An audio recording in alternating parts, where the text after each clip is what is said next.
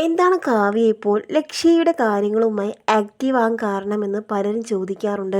ലക്ഷ്യയുടെ എല്ലാ കാര്യങ്ങളും നോക്കി നടത്തിയിരുന്നത് കാവ്യയുടെ അച്ഛൻ മാധവനായിരുന്നു. അച്ഛൻ്റെ മരണശേഷം കാവ്യ ലക്ഷ്യയുടെ എല്ലാ ചുമതലകളും ഏറ്റെടുത്തു. അദ്ദേഹം വളരെ നന്നായി ചെയ്തത് കൊണ്ട് തന്നെ ആ ബോട്ടിക്ക് വളരെ നല്ല രീതിയിൽ മുന്നോട്ട് പോവുകയും ചെയ്തു. ഇത്രയും വളർച്ചയിലും എത്തി. അന്നൊന്നും കാവ്യ ലക്ഷ്യയുടെ കാര്യങ്ങളിലൊന്നും ഇടപെട്ടിരുന്നില്ല. ചെന്നൈയിലായിരുന്നു കാവ്യ ഏറെയും ഉണ്ടായിരുന്നത്. ഇടയ്ക്ക് പ്രൊമോഷനുകൾ ചെയ്യും, മീനാക്ഷിയെ കൊണ്ട് എന്തെങ്കിലും ചെയ്യിപ്പിക്കും, അങ്ങനെയുള്ള കാര്യങ്ങൾ മാത്രമേ കാവ്യ ചെയ്തിരുന്നത്. എന്നാൽ ഇപ്പോൾ അങ്ങനെയല്ല. അച്ഛൻ്റെ മരണശേഷം എല്ലാ കാര്യങ്ങളും കാവ്യ ഏറ്റെടുക്കുകയായിരുന്നു.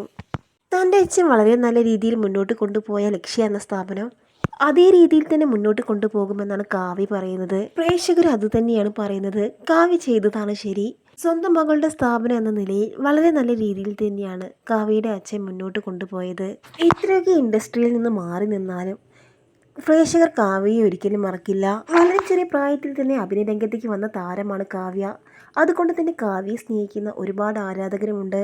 കാവ്യ എന്ന വ്യക്തിയേക്കാളും കാവ്യയിലെ നടിയെയാണ് എല്ലാവരും സ്നേഹിക്കുന്നത്. കാവ്യയോട് അത്രമാത്രം സ്നേഹമാണ് ആരാധകർക്ക്.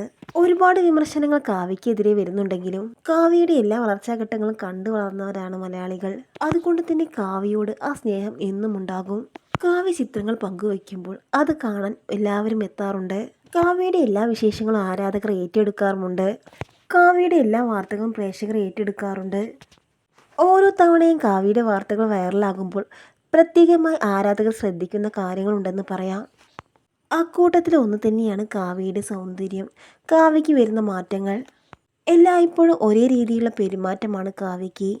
ഇപ്പോൾ തൻ്റെ അച്ഛൻ വളരെ മനോഹരമായി കൊണ്ടുവരുന്ന ലക്ഷ്യ എന്ന സ്ഥാപനം വളരെ നല്ല രീതിയിൽ തന്നെ മുന്നോട്ട് കൊണ്ടുപോവുകയാണ് കാവ്യ.